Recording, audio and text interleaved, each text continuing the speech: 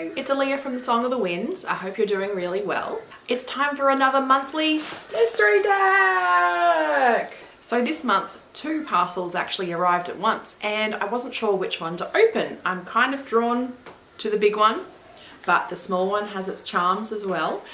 So I asked on Instagram via a poll whether I should open the big one or the small one, and it was exactly 50-50. So I've asked my husband, who is the person that, you know, buys these things for me, supports this little segment of my channel, and he says the big one. So we're gonna go big today. Okay, let's open it up.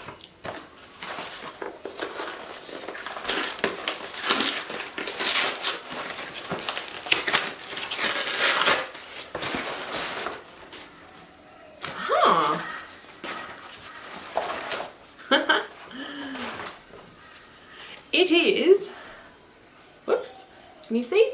The Everyday Witch Tarot. That's cool. I wasn't such a huge fan when I saw this first come out. For some reason the images just weren't speaking to me, but then I noticed a lot of you know, people using it and saw lots of spreads in action on Instagram and people, you know, using it on YouTube, and I got really into it. So this is actually quite cool. In terms of how much I like this out of 10, I know I'm a little bit inconsistent about how often I give things a rating out of 10 for how kind of spot on it is for me. I sort of forget, but I would say this is probably about a 6 out of 10. It's cool, but there's been some really awesome ones recently, so that's going to be hard to top. So I need to set a high bar, otherwise I'm going to be saying everything's amazing and awesome, which it is, but at the same time, yes, it's nice to have some degrees. So it is quite big. No wonder it came in such a big box. Yes, let's have a look. So there's definitely a guidebook with this one. Got my trusty scissors. And if you regularly watch my channel, you might notice that this desk is conspicuously clean. Normally it's just covered in crystals and decks and all sorts of stuff. But I'm working on a bit of a project at the moment that requires space. So I've just had to sort of clear that all off and push it into other areas of my space. Okay. Ooh, it's got a magnetic side. It's a Llewellyn deck. Okay, so if you saw my last mystery deck, the Mystical Manga Tarot, they had this as well, and it was the first time that I had seen Llewellyn doing the magnetic side. So yeah, this is the second time I've seen it, so maybe it's just a new thing that they're doing now. And this is by Deborah Blake, and the art is by Elizabeth Alba. It's a nice chunky guidebook. Sorry for the lighting, it's really early morning and this lighting has not come nice in my room yet. There's a big noisy car going past. No, it's a bike.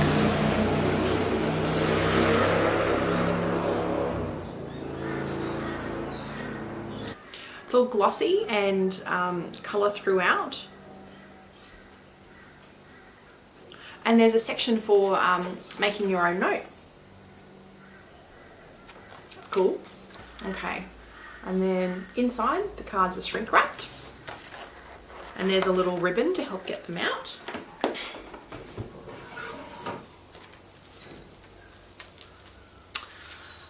Plastic everywhere.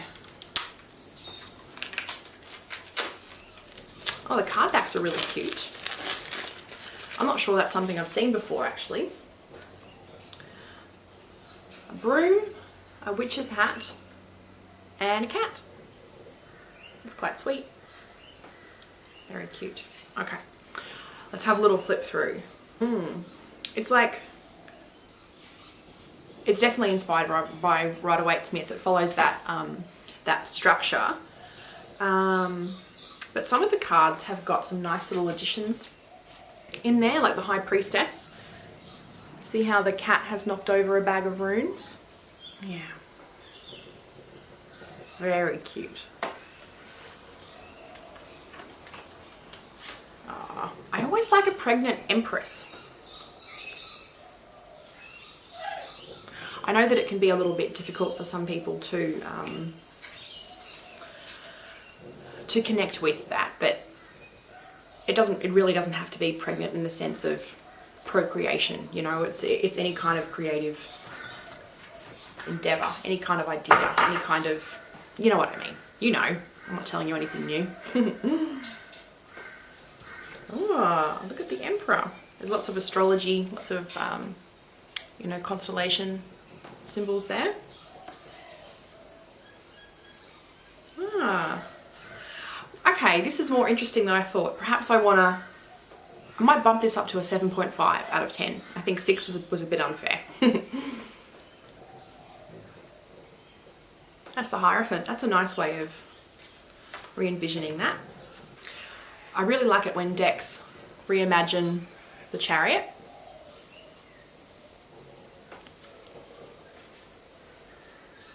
Ah. See, that's a nice strength.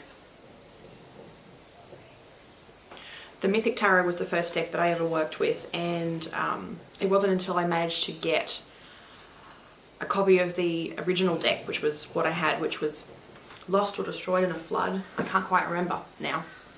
It's on a video, you can look back.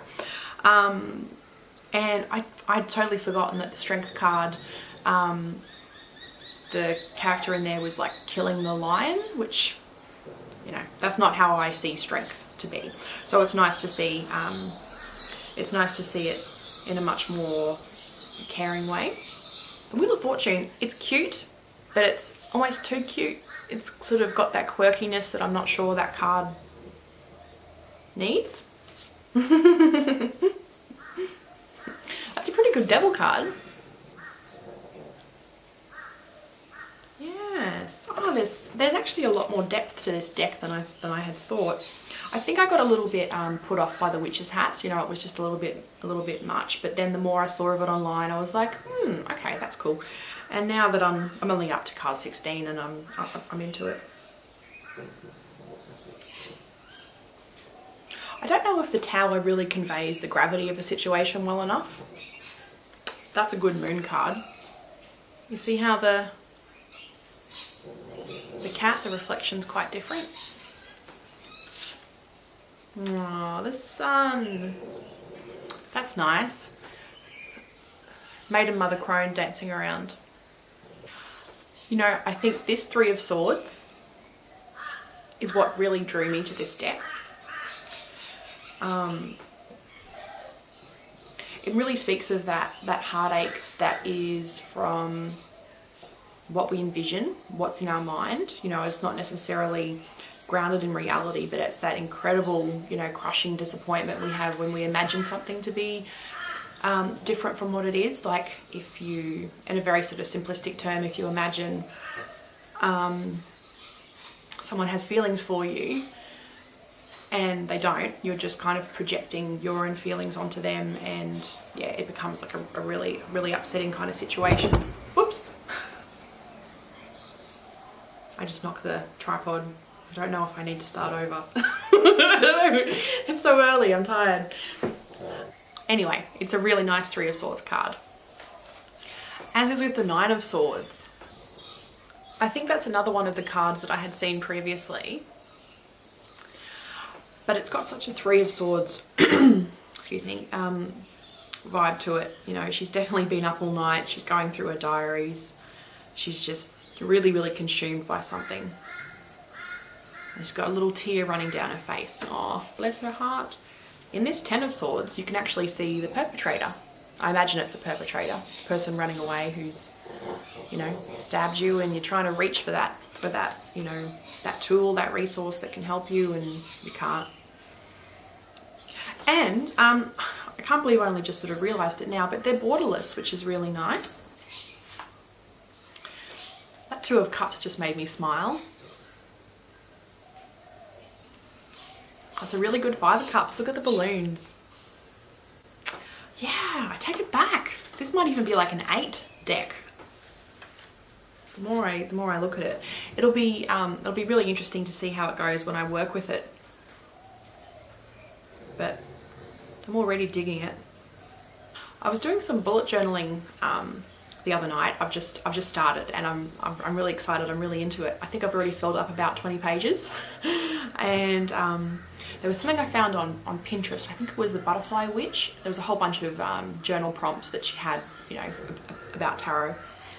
And one of the questions was, you know, what are some of the cards that you find the most challenging? And for me, it's usually like the Six of Cups. And I don't know, this one just seems a little bit too saccharine.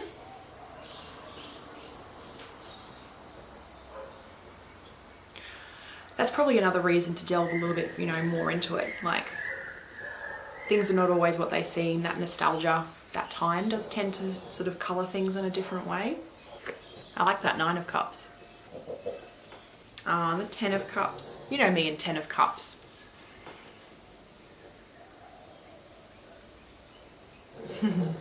That's really nice. And the Happy Fat Cat. That's a really good way of describing the Knight of Cups. The Queen of Cups is beautiful. They've really lent on the, you know, pregnant woman image throughout these cards. At an earlier time in my life, I probably would have found that a bit of a disconnect with that, but for me at the moment, I'm really into it. It's a good Nine of Wands. I like the exertion on her face in this one, in the Ten of Wands.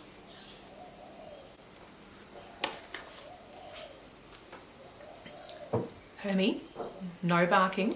Don't even think about it. Hermie, Herman, deaf dog. Jeremy, no barking. I've got my dogs in the room with me, of course, and my pug Herman, he's almost completely deaf now. Poor little thing. And yeah, it makes it very hard to give him any kind of instruction because he can't hear. Although if I mention anything to do with food or meal times, he can hear me perfectly fine. I think he just reads the energy, honestly. Like sometimes with these dogs, I'll just sort of make the mental commitment to feed them. You know, I'm like, oh yeah, it's about time. I'll give them some food. And their ears twitch when I said food. I don't make any sort of movements or any attempts to even get up or, you know, go ahead and do it. And yeah, they start jumping around. They know, and they can usually tell when one of us is a couple of minutes from home. They'll start hanging around the door waiting for the car. Very intuitive. I'm also always a fan of the Nine of Pentacles and the Ten of Pentacles.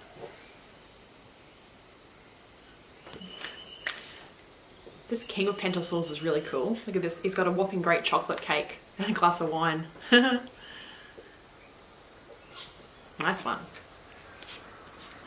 That's great. Okay, so now that I've done a full flip through myself, definitely 7.5 in terms of the deck. I think I was a little bit too hasty to say 6. I really like these cards. They're borderless.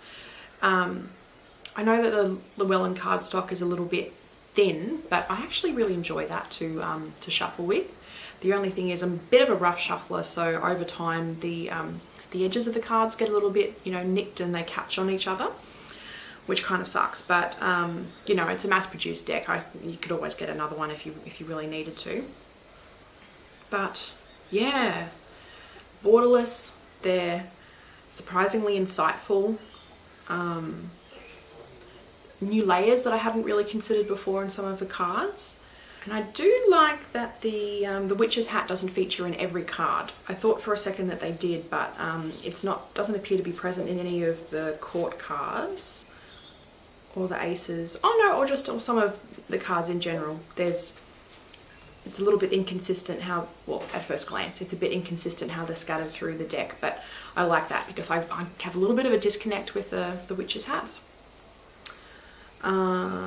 Yeah, I think this is quite cool. So I'm going to have fun working with this one. I know it will definitely photograph well, and that's probably why I've seen a lot of it on Instagram, because without the borders, yeah, they just look really nice. That's great. Okay, well, thank you for watching. I guess it'll probably be no surprise to you that the next one that I open will be this little guy here. So bizarre that he's bought two at once and they've arrived at the same time. It must just be because it's getting close to Christmas that, you know, the mail service is on overdrive, which is great. Okay, all right, well, thank you for watching and I will see you again next time. Take care, bye.